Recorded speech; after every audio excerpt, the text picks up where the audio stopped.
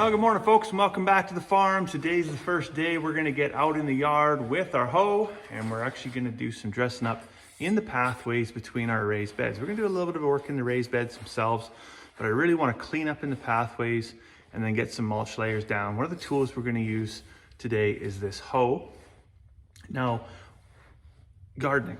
Gardening, you can spend as much money as you want or as little money as you want in gardening. However, when it comes to tool acquisition, I'll always advocate for purchasing the highest quality tool that you can afford. And the reason I say that, you can go to the Home Depot or whatever and buy a wooden handled hoe, pretty, welded and everything. And it'll get you by for a few years until the handle's bent or cracked or splintered, the welds crack, or the head actually bends and chips and things like that. You want to get a good one, because if you're going to buy a cheap one, a $10, $15 one every 2 or 3 years, or you're going to buy a $35, $40 one, it's just going to last you for a lifetime, right? So buy the best quality tool you can possibly buy. And of course, in doing so, you want to make sure it's also the right tool for the job. And then furthermore to that, you want to make sure that you maintain this tool, because just because it's not a set it and forget it. You still have to do some maintenance on it.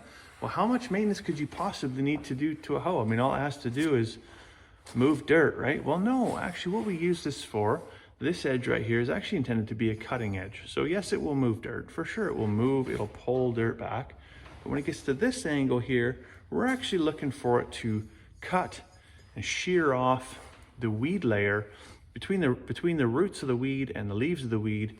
We want to shear that off right at grade. And so in order to do that, we're going to use a flat bastard file here today, and we're going to glide along and just dress up. Of course, I'll put it in the vise to do this so I do it properly, but we'll make this just as sharp as a knife. And then when I go out there, this is just going to glide through that first 1/4 inch of dirt, slicing off that weeds, the clover, the mayweed, the hogsweed, any of that bindweed, all these things that are really, really irritating to have in the garden because there's so much work to maintain and pull it out once it's 4 feet tall or 4 feet long. We're going to get that while it's this big. Then we're going to lay a nice, deep, thick mulch layer on top of it. Now, I don't know how much I'll be able to do outside with you guys, because unfortunately there's like a 50-mile-an-hour wind blowing. But we're going to get this sharpened. We'll go outside and take a look. Maybe if the wind dies down, I'll be able to give you an update later on.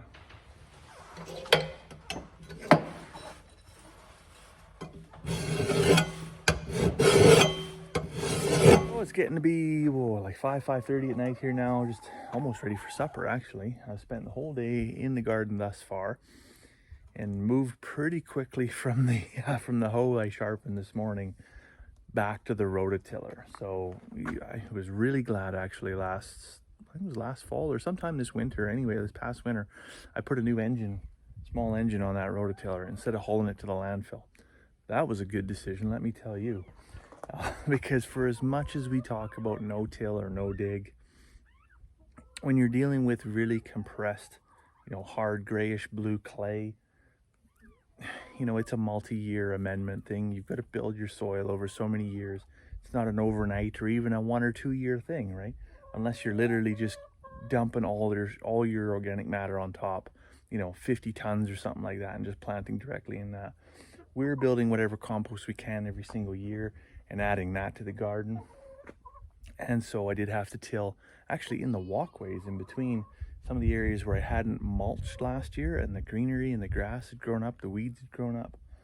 So I'm just rototill that, and then I'm going in with a grain shovel and then just scooping that up, throwing it back up on the beds, building up the height of the beds.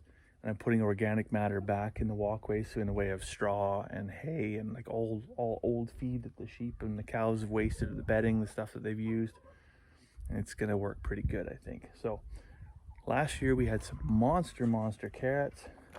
This year we're gonna plant potatoes in the beds where the carrots were, and then basically flip back around. The carrots work great for busting up the soil and helping soften everything up. I don't know if you noticed the fruit trees in behind me. These are some trees, actually, well, 2 of them I got for Carmen for Mother's Day, but the rest she picked up at Canadian Tire the other day. So cherry trees and an apple tree.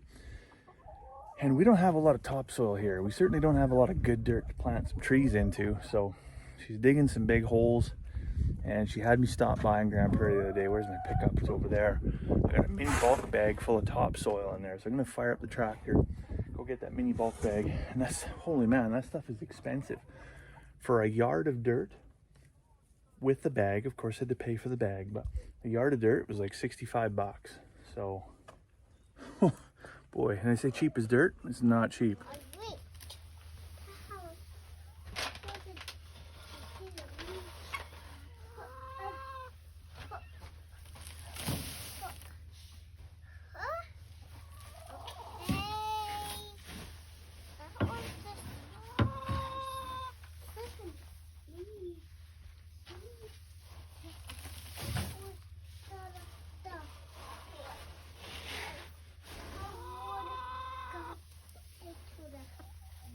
In there. So I'm in our little chicken house here now. This is one we've used as a brooder historically, and news, we're getting 7 turkey poults coming today. They're 4 weeks old. They've been in my mother-in-law's brooder, and she's just running out of room, so they're gonna come here. They're gonna need 4 more weeks on heat, and then they can go to the barn. The barn's still cool at night, so we don't want anybody to take any losses.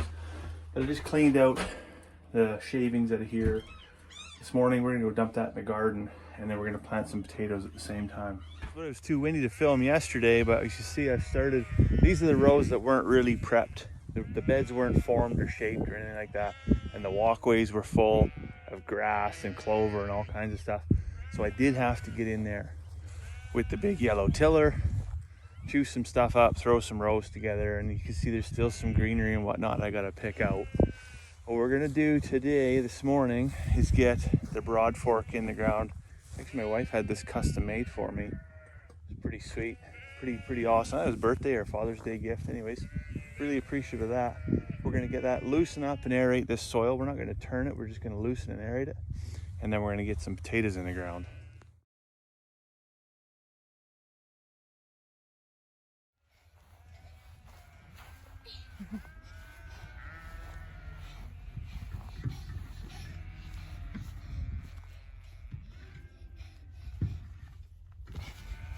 Whoa, that was a good princess jump.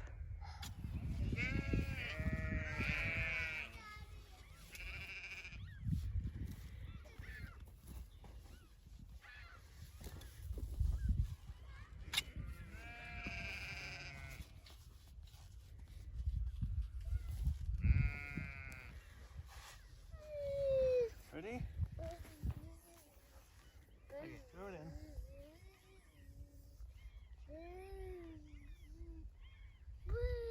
Good job. Oh. Is it a big one? Yeah.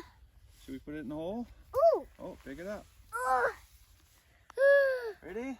Yeah. Big one. I'm gonna get one. I'm gonna get one. Ready? Try. Good job. We'll get another one.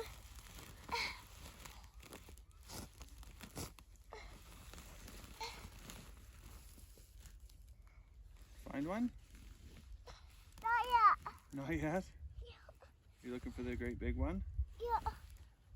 Well, now that my wife's done making G-rated films and you've seen me with my shirt off and know just how little sun I've gotten over the last 6 months, it's beautiful. Absolutely gorgeous out here. Sun is shining.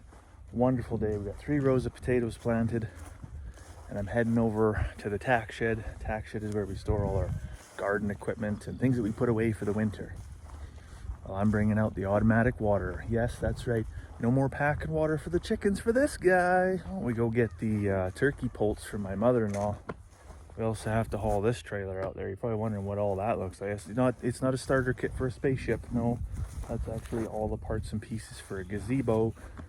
We took it apart the other night. We're going to take it out to the in-laws, and we're not going to start assembling it today. No, we are going to drop that off. And you'll notice there's a trailer missing here. Yes, the horse trailer. We sold the horse trailer yesterday, so it's down the road. And then hopefully today we'll pick up the stock trailer, not the horse trailer, but the stock trailer that we picked up to replace it. And the reason we want to do that is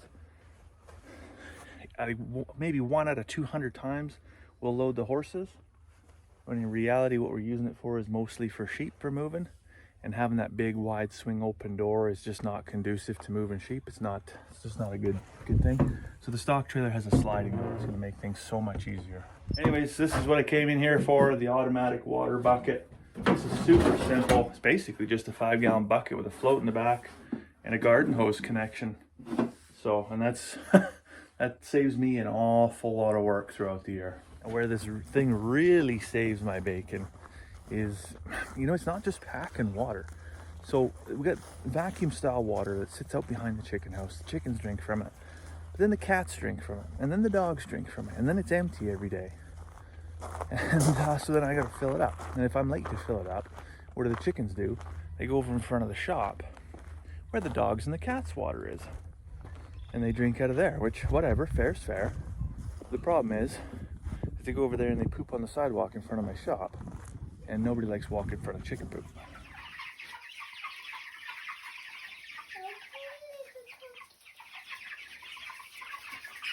I did it!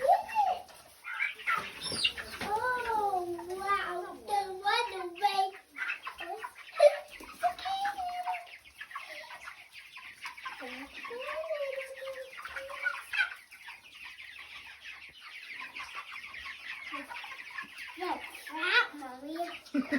Did I say 7 turkey poults? I think I meant 10.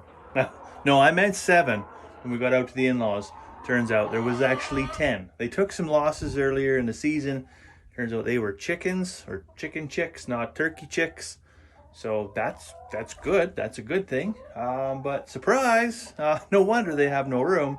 So I'm just gonna get a couple bags of sawdust, spread around in here, get one of the feeders down, get them topped up. I'm not gonna bring this water down. I have another water outside that I filled up earlier today and left sitting in the sun. I did not realize this until today, because I mean, I'm new to turkeys.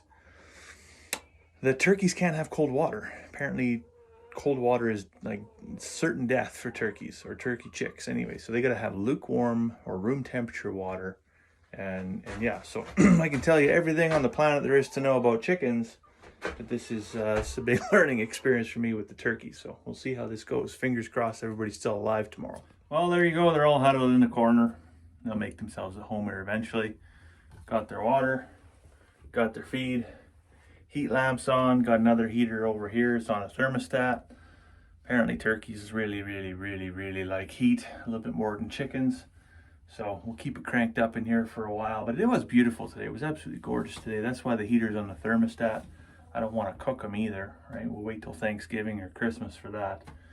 And it might actually be Thanksgiving or Christmas, because I guess these things take they take an exceptionally long time to grow out, as opposed to like our Cornish giants, which, I mean, that makes sense. I mean, you're looking at probably triple the weight that you're looking to accomplish. So it makes sense to be triple the time. But for now, I guess we're turkey farmers now. Just one more thing to add to the funny farm. Well, anyways, I think that's probably enough shenanigans for one weekend. So I'm gonna go inside, fetch up some supper, maybe have a cup of tea, put my feet up on the couch. So I'll let you go for now. Hope you have a fantastic evening. We'll see you tomorrow.